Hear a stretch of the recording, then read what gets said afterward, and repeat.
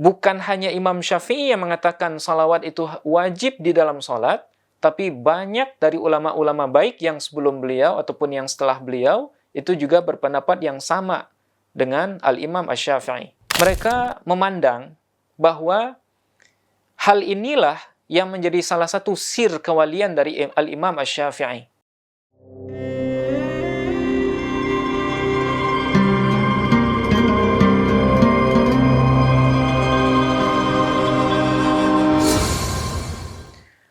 Assalamualaikum warahmatullahi wabarakatuh. Bismillahirrahmanirrahim, walhamdulillah, wassalatu wassalamu ala rasulillah, wa ala alihi wa sahbihi wa mawalah, wa la hawla wa la quwwata illa billah, amma ba'du. Sahabat Ribat Nuraniyah, ya insyaallah dirahmati Allah subhanahu wa ta'ala. Salah satu ungkapan yang pernah disampaikan oleh Abuya Ar-Razi Hashim dalam beberapa ceramahnya adalah ungkapan sholawat itu lebih wajib dari sholat. Ungkapan ini menjadi pertanyaan oleh sebahagian sahabat ribat yang lain terkait bagaimana mungkin sholawat itu lebih wajib dari sholat. Sholat itu berkenaan dengan Allah Subhanahu wa Ta'ala, sementara sholawat itu berhubungan dengan kecintaan terhadap baginda Rasulullah Sallallahu Alaihi Wasallam. Nah, bagaimana mungkin sesuatu yang berkaitan dengan Nabi itu lebih wajib daripada sesuatu yang berkaitan dengan perintah Allah Subhanahu Wa Taala, yaitu sholat. Nah, sebelum kita menjawab apa yang ditanyakan oleh sebahagian sahabat ribat ini, supaya bahasan kita runtut, maka kami akan membagi bahasan ini menjadi 3 poin. Yang pertama, apa hukum salawat secara umum menurut para ulama? Kemudian yang kedua, apa hukum salawat di dalam ibadah salat? Kemudian yang ketiga, apa konteks dari pernyataan Abuya Ar-Razi terkait dengan salawat lebih wajib daripada salat? Nah, sekarang kita akan bahas poin yang pertama terlebih dahulu. Apa hukum bersalawat kepada Rasulullah Sallallahu Alaihi Wasallam secara umum? Nah, di dalam kitab Asy-Syifa bi Ta'rif Huquqil Mustafa Sallallahu Alaihi Wasallam yang ditulis oleh Imam Qadhi Iyad, beliau menjelaskan bahwa para ulama sepakat menyatakan bahwa bersalawat kepada baginda Rasulullah Sallallahu Alaihi Wasallam hukumnya adalah wajib atau fardu ain untuk semua kaum muslimin. Wajib di sini, menurut sebagian besar ulama, itu wajib mutlak. Dalam artian, dia tidak dikait dengan jumlah ataupun waktu ataupun tempat. Ketika seorang muslim sudah pernah bersalawat kepada baginda Rasulullah Sallallahu Alaihi Wasallam, sekalipun sekali seumur hidupnya, maka kewajiban salawat itu sudah gugur dari orang tersebut. Nah, apa dalil para ulama sehingga mereka mengatakan wajib hukumnya bersalawat kepada baginda Rasulullah Sallallahu Alaihi Wasallam? Nah, dalilnya adalah surah Al-Ahzab ayat ke-56 yang seringkali kita dengar dari khatib Jumat setiap minggunya. Apa kata Allah dalam surah Al-Ahzab ayat ke-56 itu? Bismillahirrahmanirrahim. Innallaha wa malaikatahu yusalluna 'alan nabi. Ya ayyuhalladzina amanu sallu 'alaihi wa sallimu taslima. Sesungguhnya Allah dan para malaikat itu selalu bersalawat kepada Nabi Muhammad sallallahu alaihi wasallam. Oleh sebab itu, wahai orang-orang yang beriman, kata Allah, sallu 'alaihi, bersalawatlah kalian kepadanya, wasallimu taslima, dan berkirim salamlah kepadanya dengan salam yang sempurna. Nah, di bagian mana ayat ini menunjukkan wajibnya seorang muslim bersalawat kepada baginda Rasulullah Sallallahu Alaihi Wasallam? Nah, jawabannya adalah di bagian kalimat sallu alaih. Nah, sebagaimana yang kita ketahui dalam bahasa Arab, kalimat sallu ini merupakan fi'il amar, atau yang disebut juga dengan kata kerja perintah. Nah, sementara dalam ilmu usul fikih disebutkan bahwa al-amru indal itlaq yufidul wujub. Amar atau perintah dalam Al-Quran ataupun dalam hadis indal itlaq, ketika mutlak, ya, ketika dia tidak dikait dengan syarat tertentu, yufidul wujuba, maka dia akan menyebabkan atau memfaedahkan wajib. Dia akan mengeluarkan hukum wajib dari amar atau dari perintah tersebut.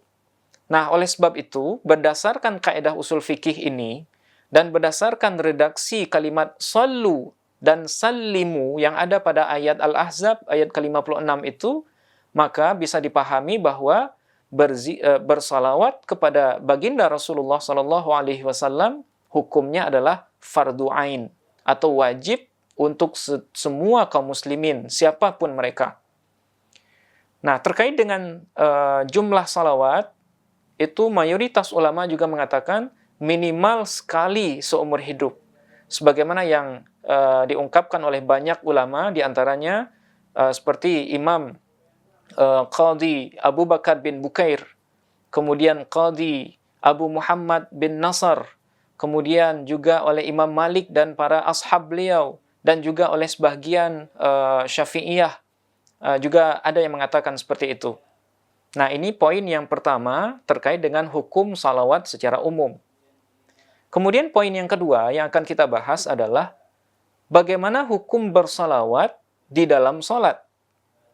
Nah, terkait dengan hal ini, Imam Abu Ja'far At-Tabari, begitu juga dengan Imam Abu Ja'far At-Tahawi, beliau menegaskan bahwa para ulama ijma' atau sepakat mengatakan bahwa bersalawat di dalam sholat hukumnya hanya sunnah saja.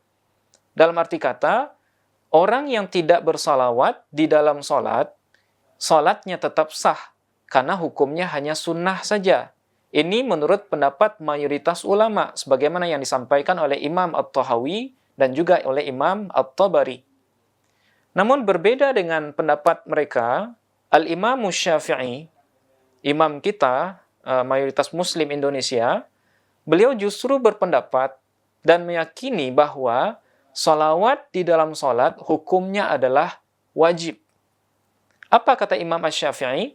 Man lam yusalli 'alan nabi sallallahu alaihi wasallam fi salatihi fa salatuhu batilatun fasidatun. Apa kata beliau? Barang siapa yang tidak bersalawat kepada baginda Rasulullah sallallahu alaihi wasallam dalam salatnya, fa salatuhu batilatun fasidatun, maka salat dia itu adalah batal ataupun fasid. Fasid dalam artian tidak dihitung sama sekali. Nah, Imam Qadhi Iyad membahasakan apa yang disampaikan oleh Imam Asy-Syafi'i ini merupakan pendapat yang gharib atau yang syadz, karena pendapat beliau berbeda dengan jumhur ulama.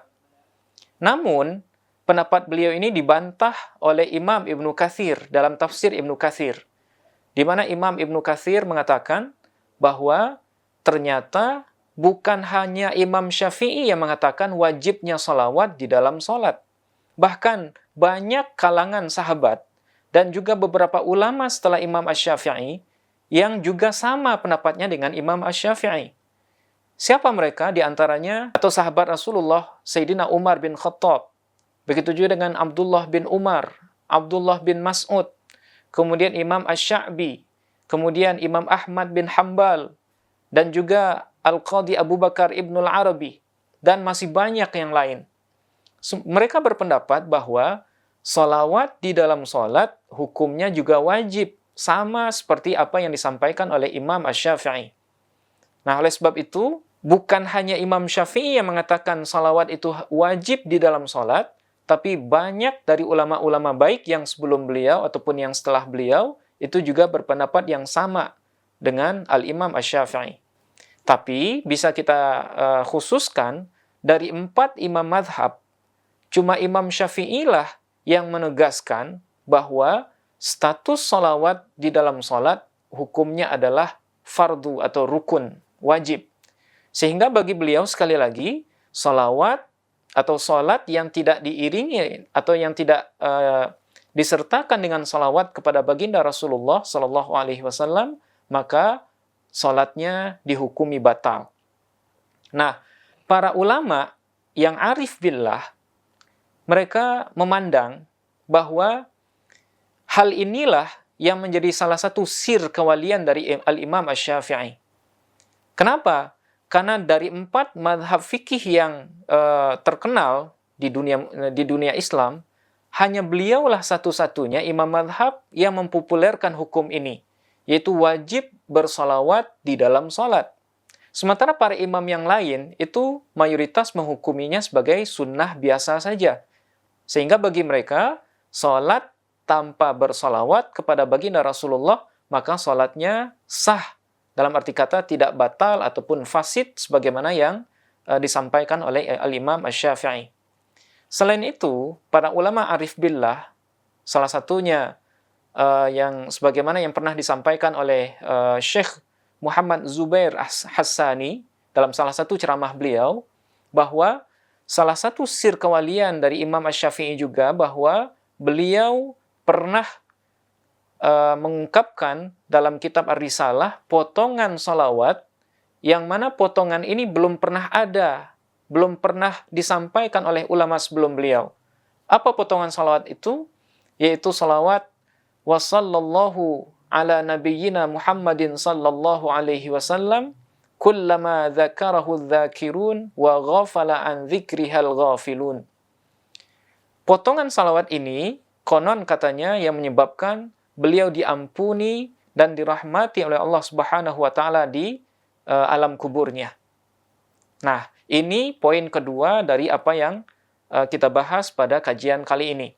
Nah, sekarang kita masuk poin yang ketiga, poin utama dari bahasan kita hari ini, yaitu poin bagaimana mungkin sholawat lebih wajib dari ibadah sholat. Nah, perlu diketahui bahwa Abu Ya Ar-Razi Hashim ketika menyampaikan ungkapan ini, beliau tidak terlepas dari konteks pembicaraan sebelumnya. Beliau berbicara dalam konteks madhab Syafi'i, karena beliau juga bermadhab Syafi'i dalam bab fikih sehari-harinya.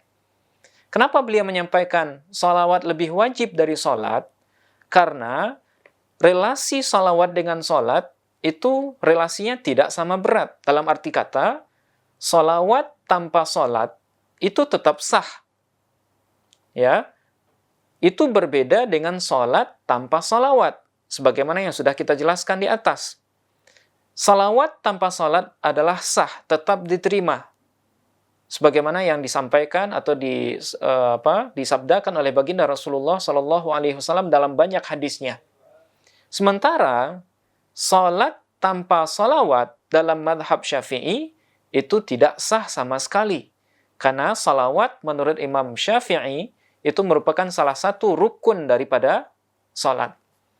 Nah, dalam konteks inilah sebenarnya Abu Ya Ar-Razi Hashim menjelaskan sholawat lebih wajib daripada ibadah sholat. Jadi konteksnya harus dipahami terlebih dahulu, agar kita tidak salah paham dengan apa yang beliau sampaikan. Nah, sehingga dengan memahami konteks dari apa yang beliau sampaikan, maka tidak ada persoalan sebenarnya dengan ungkapan tersebut. Ya, dan ungkapan itu juga sama dan selaras dengan apa yang ada dalam madhab Asy-Syafi'i, sebagaimana yang kita amalkan di Muslim Nusantara ini. Mudah-mudahan bermanfaat dan mudah-mudahan kita selalu husnuzon kepada siapapun, terlebih kepada orang yang dianugerahi ilmu, pengetahuan dan ma'rifatullah oleh Allah Subhanahu wa taala. Terima kasih. Assalamualaikum warahmatullahi wabarakatuh. Bangun istanamu di surga bersama program Wakaf Surau Ribat Buaran. Ribat Nurani Hasyimiyah merupakan pusat kajian ilmu keislaman khususnya dalam bidang akidah, fikih, dan tasawuf yang juga menjadi tempat halaqah zikir. Didirikan dan diasuh oleh Abu Ya Dr. Haji Ar-Razi Hashim M.Mahum dan menjadi sebuah yayasan secara resmi pada 18 November 2021. Cikal bakal kehadiran yayasan ini sudah ada sejak 2011 dan dengan spirit yang dibangun sejak saat itu, hingga sekarang Ribat Nurani Hasyimiyah terus aktif mengadakan kajian dan zikir secara rutin.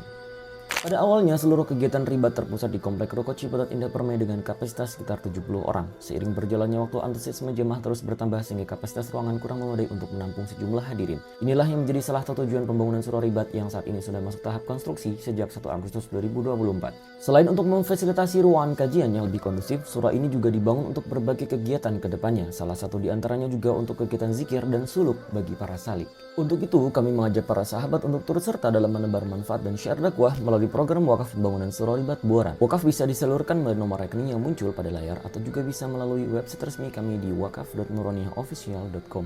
Melalui website tersebut, sahabat bisa mendapatkan informasi terkini seputar perkembangan pembangunan surau. Untuk memulai wakaf, cukup klik donasi sekarang, lalu pilih nominal yang tersedia atau silakan masukkan sendiri nominal yang ingin diwakafkan. Klik tombol lanjut ke pembayaran dan sahabat bisa masukkan nama serta nomor WhatsApp yang nantinya akan digunakan untuk mendapatkan pesan wakaf secara otomatis. Sahabat juga bisa memberikan doa terbaik sebagai bentuk dukungan untuk pembangunan surau. Terakhir, klik transfer sekarang untuk memproses data wakaf sahabat. Untuk segala bentuk dukungan dari para sahabat semua, kami ucapkan terima kasih. Jazakumullah ahsanal jazaa wa barakallahu fiikum.